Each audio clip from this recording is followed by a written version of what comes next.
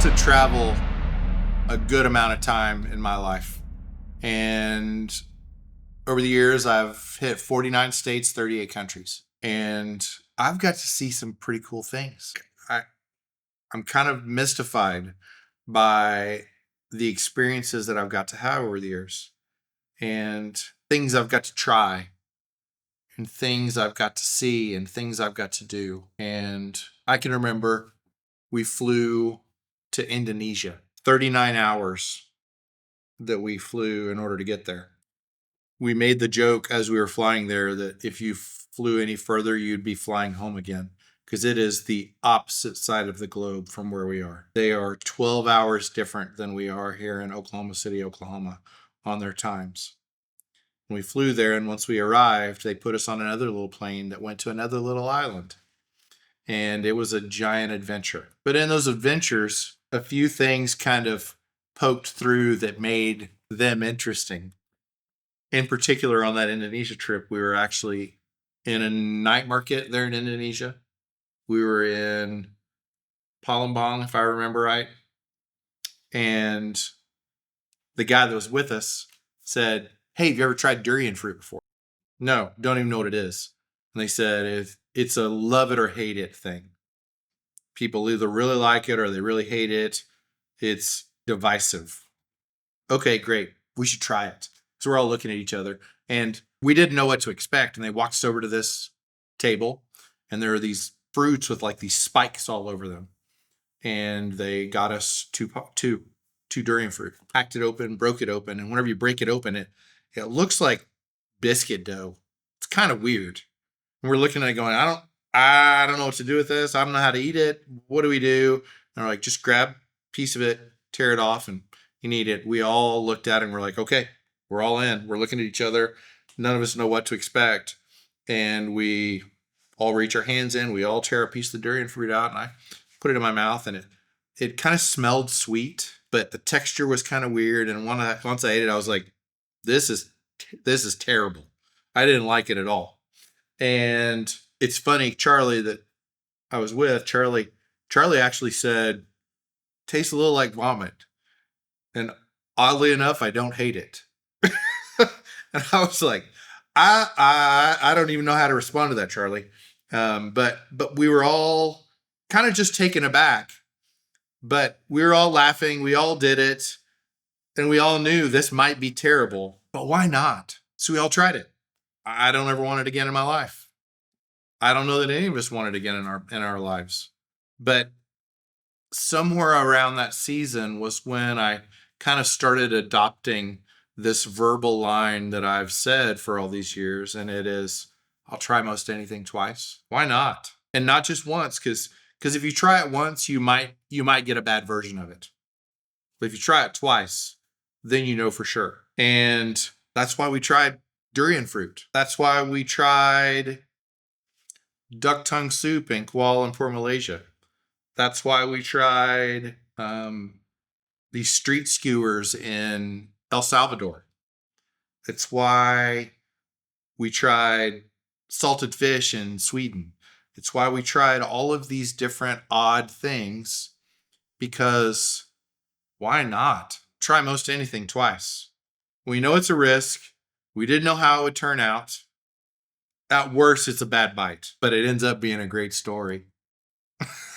And I like having a great story, even if it has a weird ending. I like those stories. And either way, it's something. Because I want it to be good, but I don't need it to be good. I just want to know. I want that experience. I want that try. I want that taste. Now, let me be really clear. We were in the Philippines, and they asked us if they call it the 1,000-year-old egg. And I'm going to explain. A 1,000-year-old egg is a duck egg that they bury in the dirt and they let it ferment for I don't even know how long. Terrifying. And when we were there and they asked, "Hey, you want to try a 1,000-year-old egg?"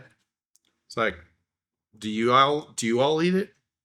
And the guy looked at me, he was like, "No, we don't. I don't eat it." And I said, "If you don't eat it, I don't eat it.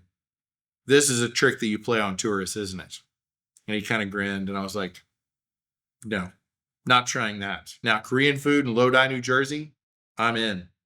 Mexican food in Germany, I will admit that I tried it and it was a mistake. That's a whole other topic and that's a whole other podcast all by itself. But it's a good story. And I want a life full of good stories. I want to try the things and I want to determine in advance that I'm going to try the things. I'm the guy that walks into the restaurant and I find the wait person, the waiter or the waitress, and they come ask me what I want to eat, and I tell them, "What would you recommend?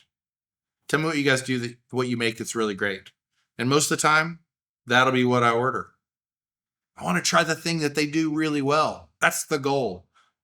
Because I have another friend named Sean that everywhere he goes, he eats chicken Alfredo. Everywhere he goes. And as a result, he mostly goes to Chili's. He mostly goes to just basic restaurants that all have chicken Alfredo on the menu. And for me, that's a no. I like chicken Alfredo. I don't want to live on it. I want the good story. My kids, growing up, there's this Asian market here in Oklahoma City. Ironically enough, there's a pretty sizable Asian population, and we lived right on the edge of the Asian district in downtown. And we would go to this market, and whenever we would go in, we would walk in, and we had the same rules every time we went into the market. Told the boys, I want you to pick out one fruit you've never tried before. I want you to pick out one drink you've never tried before. And I want you to pick out one candy that you've never tried before. Because when you walked into this market, you would find unusual things everywhere. And they would pick out their three things. My oldest, my youngest, and then I would pick out my three things. And we'd go up to the front and we'd spend our little bit of money. Because it wasn't expensive. We'd spend our little bit of money. And then we'd go sit out in the little cafe out front. And we would try them. And sometimes it was terrible. Some of the candies, we would all try it together and be like, that was a bad idea. I don't know why we picked goose liver candy, but we did. And we didn't even realize we picked goose liver candy. But you don't know until you try it.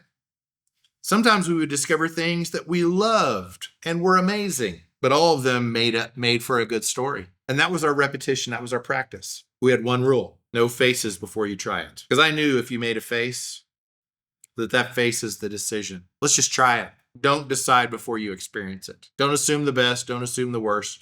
Know that at the very least, it's going to be a great story. And I want to kind of throw a loop around this, because in the midst of all of this conversation isn't just about food. It's about how we live. It's about the way that we try things. It's about the risks that we take. It's about the life that we choose to live. It's about the work that you don't go after.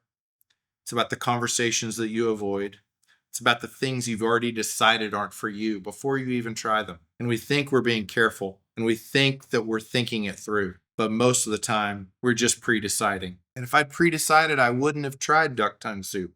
I wouldn't have tried durian fruit. I wouldn't have tried street skewers in Guatemala. I wouldn't have tried so many things. And at the very least, they end up pretty great stories. Most people wait for assurance before they move. They want to know that it's a good idea. They want to de-risk all of the decisions. I don't want that. We have this desire for it to feel settled. We have this desire to know it's going to be okay. But if we decide too early, we never actually experience it. My kids can still tell stories about terrible candies that they tried. And they can tell stories about amazing drinks that they've tried. And they can tell stories about amazing foods that they've eaten. Those are worth the momentary bad taste in their mouth. The problem isn't that we're uncertain. The problem is that we decide too early. And in deciding too early, we talk ourselves out of it. Have you ever had Nutella? It's delicious. And the first time my kids had it, they asked what it was. And I said, it's this hazelnut spread. And we were going to put it on toast because I'd had it in Germany and I thought this would be really good. And they gave it the gas face before they even tried it. And a month or so later, I asked again if they wanted to try this spread. And they said, what kind of spread is it? I said, it's chocolate spread. And they're like, yes, of course, we want to eat chocolate. So I made the exact same thing. And this time, because it was chocolate spread, they decided this is amazing. Same thing, two different outcomes. We tried pho. the very first time we tried pho. I told them, this is Asian chicken noodle soup. They weren't sure how to feel about it. But when they heard chicken noodle soup, we're in. We sat down, we had Asian chicken noodle soup. And they tried a new thing.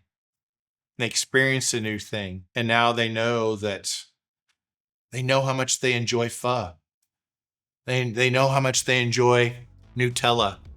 They know how much they enjoy lemongrass. They know how much they enjoy all of these unusual things. And we know that in trying it, we found some really great stories. So the thing I want to ask you today is, what are you willing to try twice? The point isn't to try everything. The point is to be willing to take a risk. Be willing to end the day with a pretty good story. And it might involve a bad taste in your mouth. It might involve a little bit of insecurity. It might even involve a little bit of failure, but it sure will make your life richer. And while you're at it, you should try durian fruit. Let me know what you think. Thanks for being here. I'll see you next week.